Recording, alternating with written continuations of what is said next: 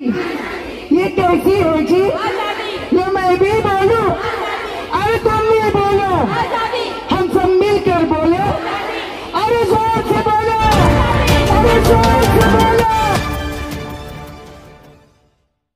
लोग इसलिए आए हुए हैं कि 800 साल मुगलों की हुकूमत थी।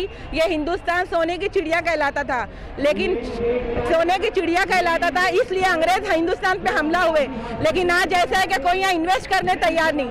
60 साल में पूरे देश की वाट लगा दिए और अब जो यहाँ रहने वाले तरक्की की बात करना चाहिए। हमारी कुर्बानियाँ आज़ादी में, हमारे 1 लाख उलमाओं का खून बहा है, मुसलमानों का भी खून बहा है आज़ादियों में, और उस सब कुर्बानियों को नज़रअंदाज करके ये लोग मुसलमानों के ही खिलाफ बात कर रहे हैं।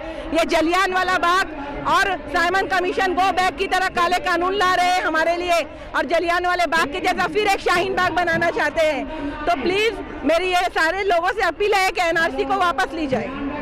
बच्चों के पेपर्स पोस्टपोन हुए और हम लोगों ने ऐसा कह दिया कि जब तक वीसी रिजाइन नहीं करेगा, क्योंकि उन्हीं की वजह से सारी सिचुएशन वर्स हुई थी, तो हम लोग एग्जाम्स नहीं देंगे, बाइकआउट करेंगे। और यहाँ पर मैं हूँ इस वजह से शाहीन बाग में आई हूँ, बिकॉज यहाँ पे सारे वीमेंस प्रोटेस्ट कर रही हैं कि we don't want fascist rule, we want to protect the constitution, there should be no difference. Hindu Muslim ये इस तरह से आप किसी को डिफ्रेंशिएट नहीं कर सकते। We all belong to India, we have been born here and we will die here, so there should be no difference, and those who are trying to do that, they should know that we are in majority and we are in power, and we have the power to do whatever we want to do. Those two who sit on the chair, they think they have power, but we are on the roads, we have more power, we can bring change since we are